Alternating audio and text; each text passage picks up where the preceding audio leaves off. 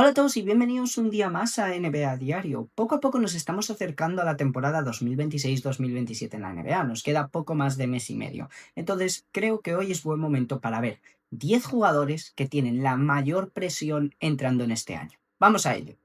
Así es, hoy he cogido una lista de 10 jugadores que creo que entrando en esta temporada 2026-2027 tienen especial presión en algún tipo de contexto en su carrera, ¿no? Hay algunos que tienen bastante presión porque acaban de recibir un contrato muy grande, otros jugadores porque se espera que den un salto o que lideren a un equipo, otros que vuelven de lesión, otros porque vienen de unos playoffs y una mala temporada y puede que sea una última oportunidad para redimirse, por así decirlo, y que no cambie la narrativa alrededor de ese nombre. Entonces, básicamente he construido una lista de 10 nombres para daros y que más o menos podamos ir debatiendo qué os parece a vosotros, si creéis que tienen tanta presión como digo yo, si vosotros hubieseis escogido otros nombres, y dejándome mientras veis el vídeo en comentarios qué os parecen estas elecciones y si creéis que hay alguno que me he olvidado. Ya digo de antemano que he dejado fuera algunas menciones de honor tipo Giannis Antetokounmpo, Zion Williamson o así, que no les he incluido, pero creo que también podrían estar ahí, era simplemente para mantenerlo dentro de 10 nombres.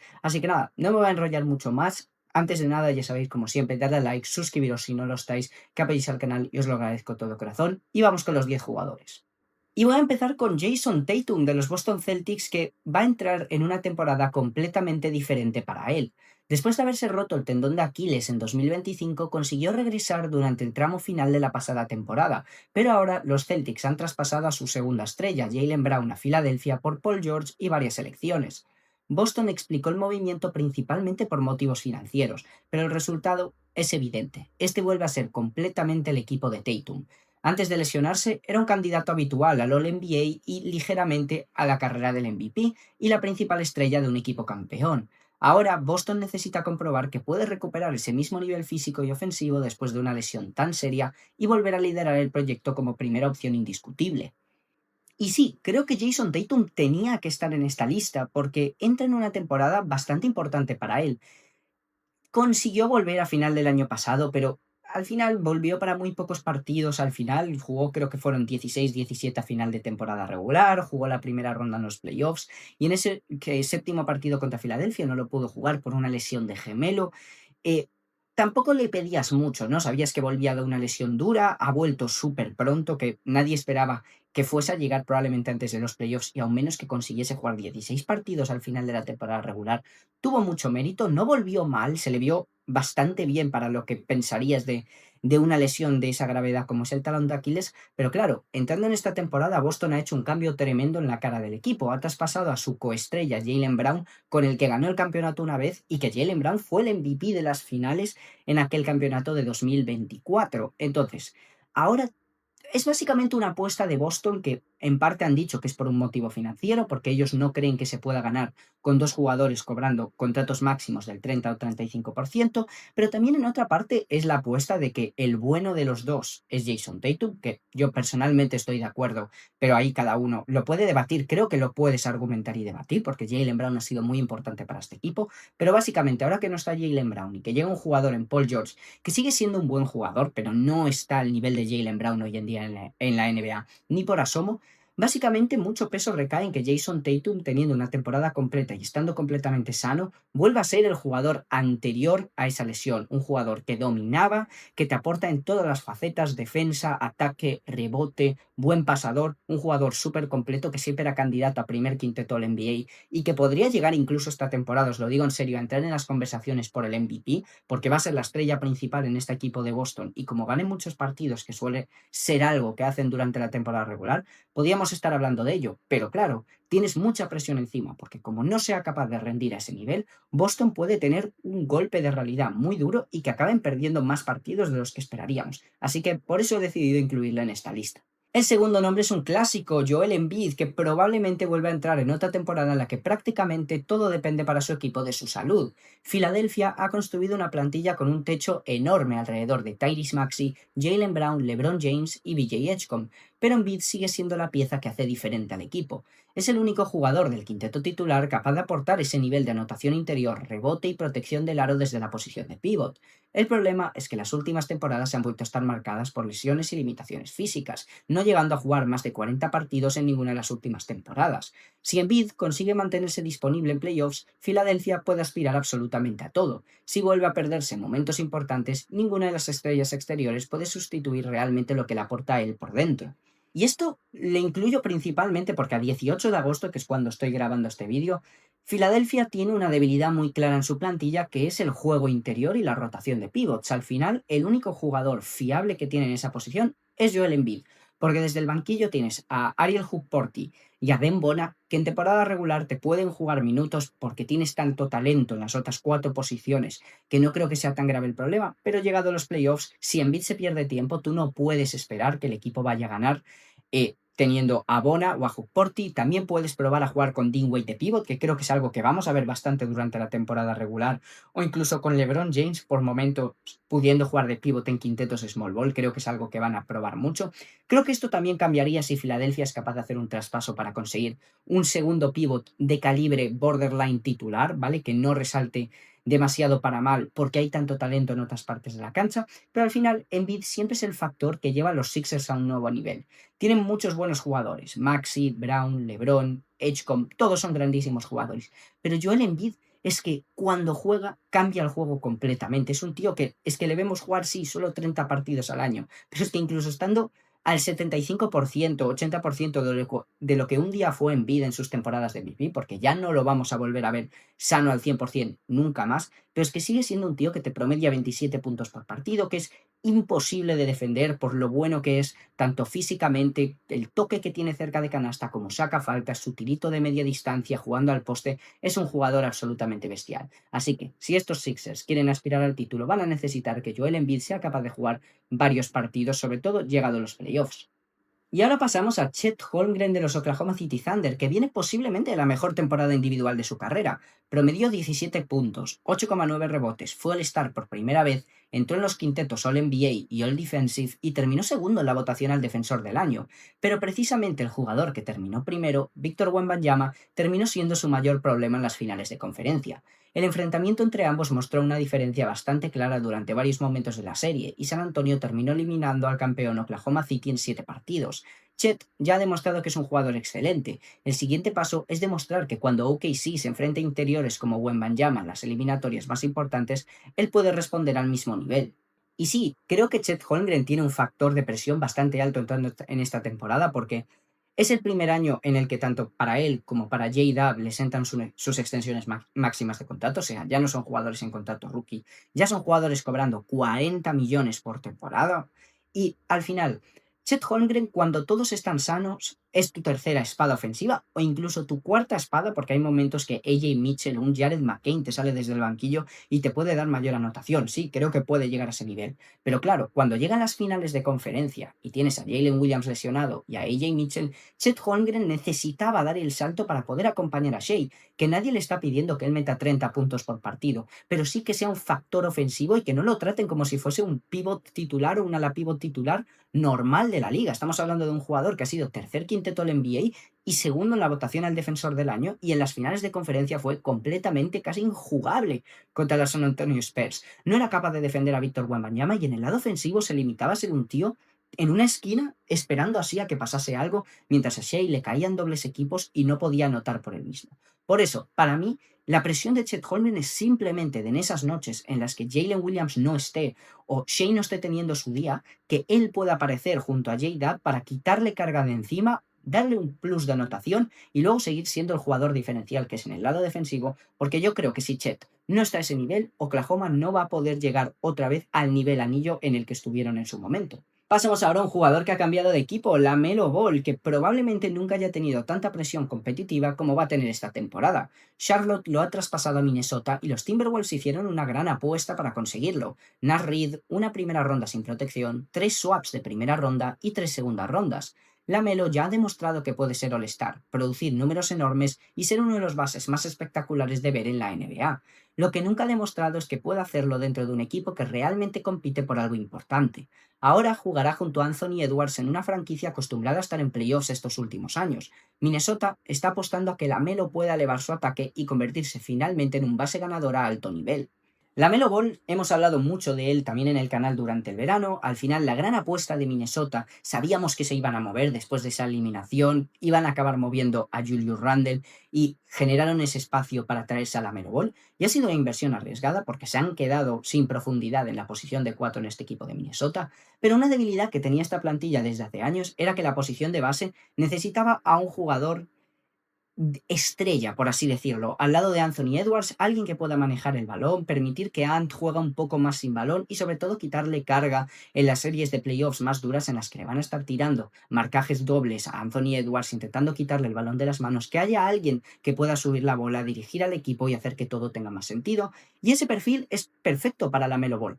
¿Cuál es el problema? La Melo Ball se ha pasado todas estas temporadas en Charlotte y ha sido un jugador que ha polarizado mucho la conversación alrededor de él. Es un jugador espectacular de ver por sus recursos, un jugador súper único en la hora de la manera en la que juega el baloncesto, su rango ilimitado, su manera de botar, crossovers, movimientos para librarse de sus defensores, pases alocados, una visión de juego espectacular, pero a la vez es un arma de doble filo, porque muchas veces la mala toma de decisiones y su forma de jugar hace que parezca un jugador poco serio, tampoco ayuda cómo es su personalidad y cómo es fuera de la cancha, pero claro, es el momento de ver si todo esto era porque Charlotte era un entorno poco competitivo, que no estaba ganando partidos y simplemente pues él estaba ahí por estar haciendo buenos números y pasándoselo bien, o si es que es el tipo de jugador que es y va a seguir siendo eso a futuro y que vaya a ser en detrimento del equipo. Además, la presión va a estar de que yo creo que este es el último movimiento que se puede permitir Minnesota para intentar mantener a Anthony Edwards en la franquicia. Al final es un jugador que dentro de poco vas a tener que extender,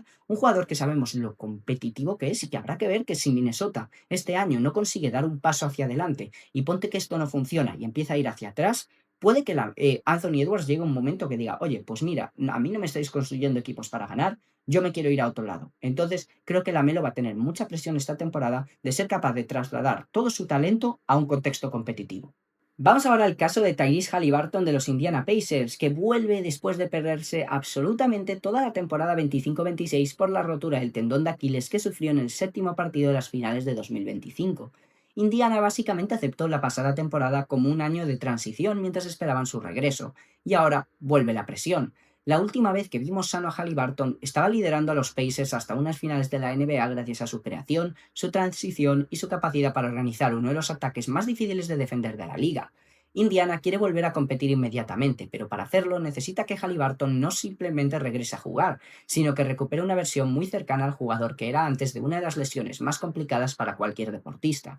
Una de las grandes historias de esta temporada va a ser cómo vuelven los Indiana Pacers y Haliburton, un equipo que ha estado olvidado esta última temporada porque tomaron la decisión de básicamente ser un equipo que iba a tanquear, que al final le salió bastante mal porque hicieron el intercambio por Ivica Zubac en el que dieron su primera ronda que estaba protegida en el top 4, cayó al top 5 y se la llevó Los Ángeles Clippers, pero bueno, es que lo último lo que vimos de este equipo completamente sano era un séptimo partido de las finales contra los Oklahoma City Thunder y viendo a un Haliburton bestial en esos playoffs que se estaba sentando como uno de los mejores bases de la NBA y callando muchas bocas. Habrá que ver cómo vuelve, supongo que de inicio pues tardará un poco, al final siempre es lógico que volviendo de una lesión así pues tienes que volver a ganar la confianza en tu cuerpo, volver a sentirte bien, igual de cómodo que en el momento que te lesionaste, pero si los Pacers quieren volver a ser ese equipo, van a necesitar que Tyrese Haliburton esté al nivel en el que estaba antes, que sea el que pueda organizar el ataque, llevar el tempo de este equipo tan divertido de Indiana y, oye, ver cómo se coordina también ahora con Ivica Zubac. Es un equipo que va a tener mucha presión, tiene mucho hype sobre ello y hay muchas conversaciones alrededor de la liga de este año los Pacers, ¿dónde estarán? ¿Son realmente contenders? Es que es muy difícil de rankearles ahora mismo en la conferencia porque es una incógnita ver cómo Haliburton va a estar el primer día. Por eso digo que tiene una gran presión encima porque tenemos que ver a qué nivel vuelve de una lesión tan grave. Pero yo confío mucho en Tyrese Haliburton y tengo muchísimas ganas de ver a estos Indiana Pacers. Seguimos ahora con Luka Doncic, que ya llevaba un año siendo la principal referencia ofensiva de los Lakers, pero ahora ya no existe ninguna duda. Este es completamente su equipo. LeBron James ha salido hacia Filadelfia y Luka entra en la temporada como el jugador alrededor del cual Los Ángeles ha construido su futuro. Individualmente prácticamente no tiene nada que demostrar, viene de otro primer quinteto All NBA y sabemos que puede producir números de MVP y dominar series de playoffs. La pregunta es otra. Ahora que no existe LeBron como segunda superestrella ni como líder alternativo, Luka tiene que demostrar que puede ser el número uno absoluto de una franquicia como los Lakers y convertir toda esa producción individual en una carrera realmente profunda por el campeonato. Y sí, creo que Luka Doncic tiene mucha presión encima, porque al final estamos hablando de un jugador que estaba destinado a ser uno de los mejores de la NBA, y por talento individual lo es. O sea, es un tío que acaba de promediar este año 33 puntos por partido con todo lo que te genera. Es probablemente, podemos decir, el mejor jugador ofensivo de toda la NBA. O sea, no, yo creo que no hay jugador más difícil de parar que Luka en un día que está enchufado. Y los Lakers han hecho una apuesta para construir una plantilla alrededor de él como él quiere. Le han puesto a Walker Kessler, un pivot excelente al lado de Luka y que es el tipo de jugador que quieres tener con él. Luka quería que Austin Reeves estuviese de vuelta, se lo han puesto en un contrato máximo. Y llega el momento de que él pueda demostrar que a estos Lakers él le puede trasladar toda la producción a los playoffs. El año pasado no estuvo sano y eso también va a ser una cosa importante en la carrera de Luka. Necesitamos que pueda llegar sano a los playoffs sin problemas físicos y que pueda estar ahí para los Lakers. Al final es un jugador que poco a poco van pasando los años, poco a poco se le van cerrando más ventanas de seguir ganando campeonatos. Es una realidad. Y nos estamos perdiendo la posibilidad de ver a un jugador de tanto nivel volver a hacer cosas espectaculares en playoffs, lo dicho, por problemas de lesiones o por equipos que no están suficientemente a nivel. Entonces, creo que este año Luka va a tener mucha presión de al menos llevar a los Lakers a ser el tercer mejor equipo del oeste.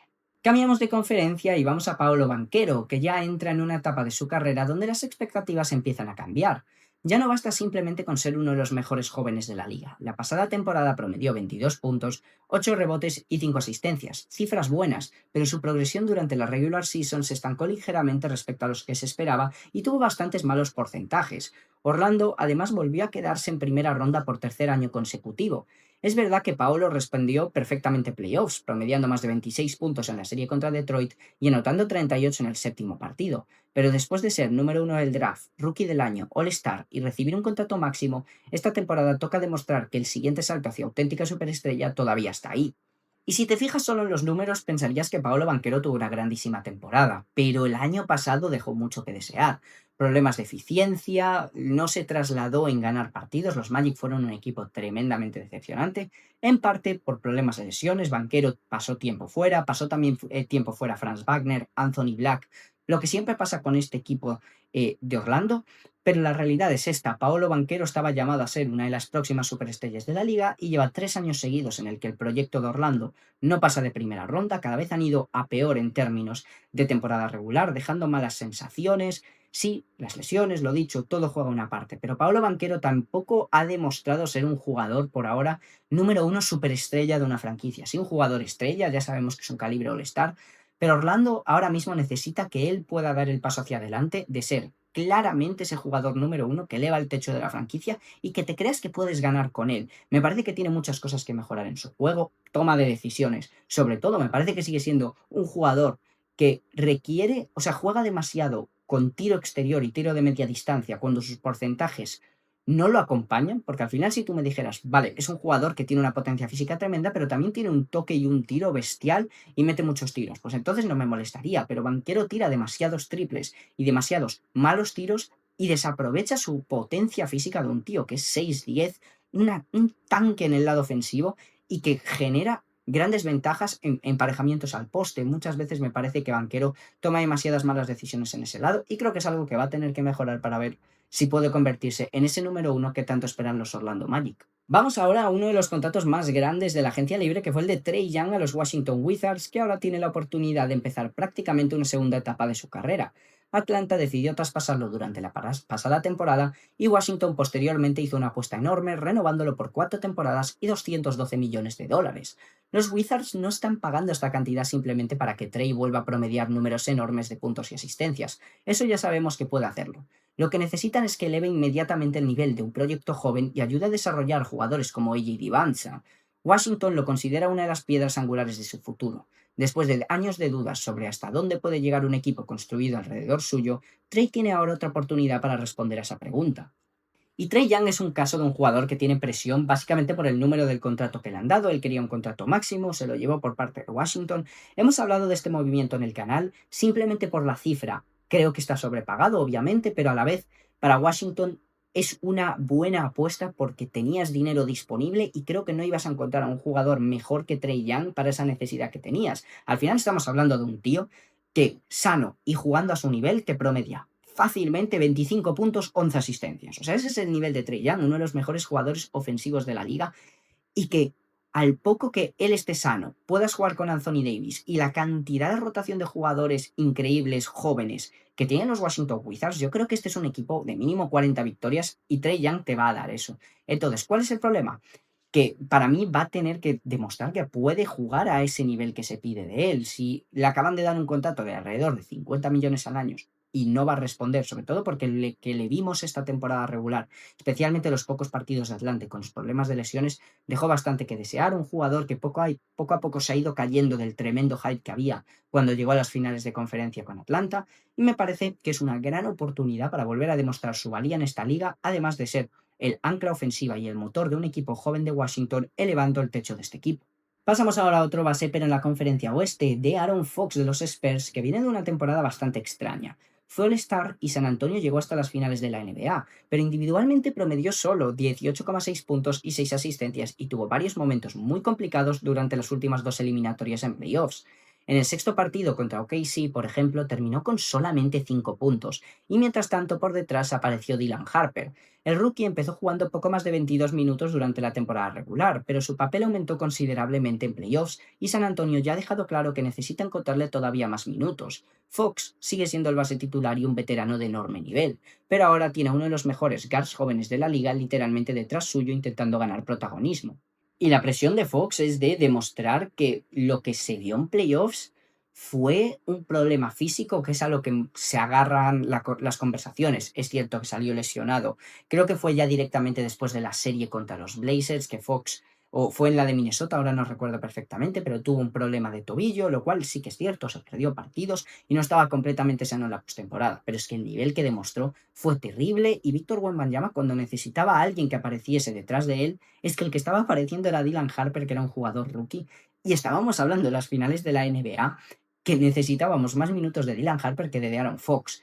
Y es que de Aaron Fox, aunque ya no vaya a poner los números que hacía en Sacramento, al final ese anotador tan rápido, explosivo, ya no lo tenemos, pero lo hemos aceptado. Al final tú necesitas que Fox sea un jugador que en los días que no esté Wembanyama, él te pueda meter algunos puntos, pero que si no simplemente organiza a este equipo, que Stephon Castle no tenga que llevar el balón, que él haga mejor a sus compañeros, eso es lo que necesitas de él. Que tome buenas decisiones como un veterano y el líder en experiencia en este equipo. De verdad es que era el único jugador con experiencia, quitando Harrison Barnes y Luke Cornett, pero el único jugador del quinteto principal con experiencia en playoffs y ya un veterano establecido en la liga, y le vimos teniendo errores terribles, como en aquel partido de las finales en el que, con el partido básicamente ganado, intentó ir a por una bandeja que Oji Anunoby taponó, ese tipo de cosas que es que son inexplicables de un jugador del rango de Fox, que no esperarías de eso. Entonces, para mí, tiene la presión de simplemente este año volver a establecerse como un jugador nivel All-Star, básicamente que mantenga este equipo a flote y que cuando llegue la postemporada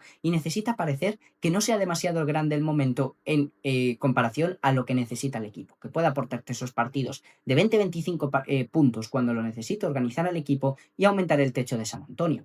Y para acabar, vamos a ver el caso de Ja Morant, que es probablemente uno de los jugadores con más necesidad de reconstruir su reputación. Hace unos años era el Rookie del Año, 2 veces All-Star, All-NBA y uno de los guards jóvenes más emocionantes de toda la liga, pero entre lesiones, suspensiones y diferentes problemas solamente pudo jugar 20 partidos la pasada temporada, promediando 19,5 puntos y 8 asistencias.